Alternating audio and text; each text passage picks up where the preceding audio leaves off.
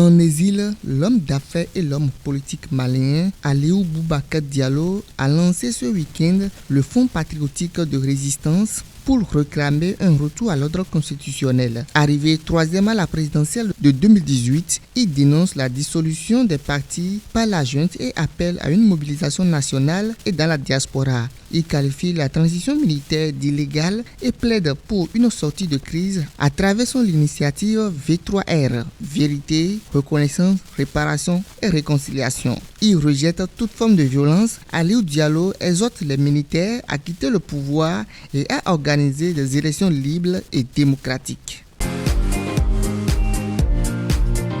Le Rwanda et la communauté économique des États de l'Afrique centrale, c'est fini. Le pays a annoncé son retrait après le 26e sommet de l'organisation à Malabo, en Guinée équatoriale. Les autorités rwandaises justifient leur décision par la non-désignation samedi de leur pays à la présidence de la CEAC. Le sommet de Malabo a fait le choix de différer à un autre moment le passage de la présidence en exercice au Rwanda, souligne le communiqué de la CEAC, renouvelant dans la foulée le mandat de la Guinée équatoriale pour 1 an. Pour Kigali, ses droits ont été ignorés en raison de l'instrumentalisation de la communauté économique des États de l'Afrique centrale par la République démocratique du Congo, avec le soutien de certains États membres. La crise entre Kinshasa et Kigali s'est donc invitée dans les affaires de cette organisation.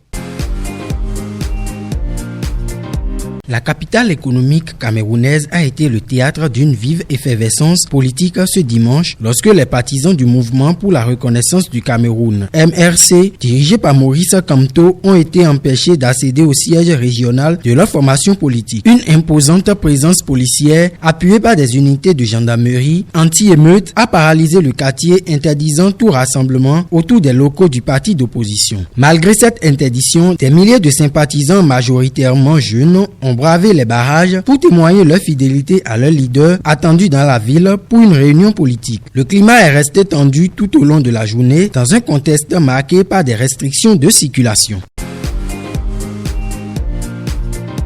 Au moins 7 personnes sont mortes dans des inondations en Afrique du Sud après qu'un front météorologique apportant de fortes pluies et de la neige ait frappé les provinces de l'Est et du Sud, ont déclaré les autorités ce mardi matin. Selon les informations, le service météorologique sud-africain a prévu plusieurs jours de pluie et de neige perturbatrices pour le Cap oriental et la province voisine du KwaZulu-Natal, le long de la côte Est. Une partie d'une grande autoroute reliant les deux provinces a été fermée à cause de la neige et des équipes d'intervention en cas de catastrophe ont également été activées dans la province de KwaZulu-Natal. L'Afrique du Sud connaît parfois de la neige dans certaines régions du pays, mais les autorités avaient prévu depuis quelques jours qu'un front froid particulièrement puissant était sur le point de frapper plusieurs villes et villages. Sur son réseau X, Elon Musk regrette d'être allé trop loin dans ses critiques contre Trump. Ce mercredi 11 juin, le multimilliardaire a dit regretter d'être allé trop loin dans certaines de ses publications contre le président Donald Trump, son ancien allié, quelques jours après leur tonitruante dispute en place publique, écrit l'AFP. Je regrette certains de mes messages sur le président la semaine dernière. Ils sont allés trop loin, a-t-il laissé lire sur son compte X.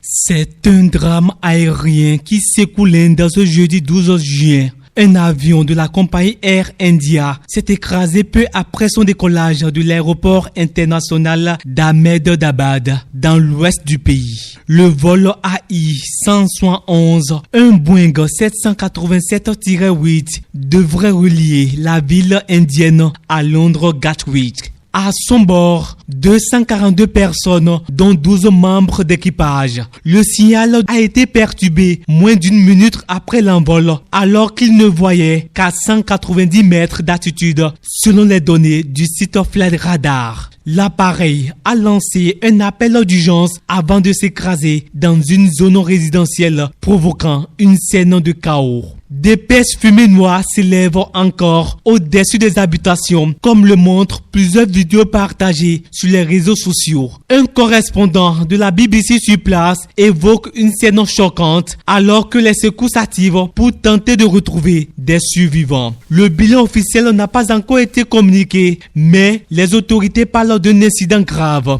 L'aéroport d'Ahmedabad a suspendu toutes ses opérations jusqu'à nouvel ordre. À bord figuraient 169 ressortissants indiens, 53 britanniques, 7 portugais et un canadien. Lomé est de nouveau sous tension. Ce jeudi, plusieurs partis de l'opposition, dont l'ANC et les FDR, ainsi que des organisations de la société civile, ont exigé la démission du président Faure Gnassingbé.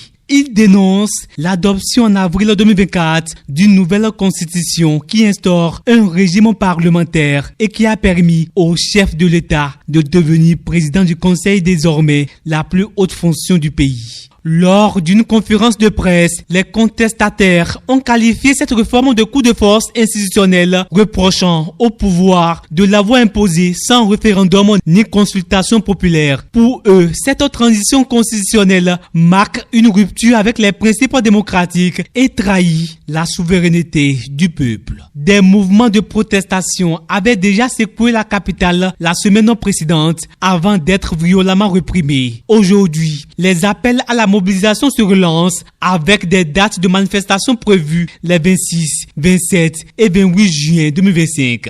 Une désobéissance civile à partir du 23 juin est également envisagée. Le gouvernement, pour sa part, défend la réforme. Gilbert Bawara, ministre togolais, assure qu'elle vise à dépersonnaliser le pouvoir et à promouvoir l'unité nationale. Il affirme que seule une majorité législative peut désormais garantir l'accès au pouvoir, critiquant une opposition jugée peu implantée et attachée à d'anciens clivages.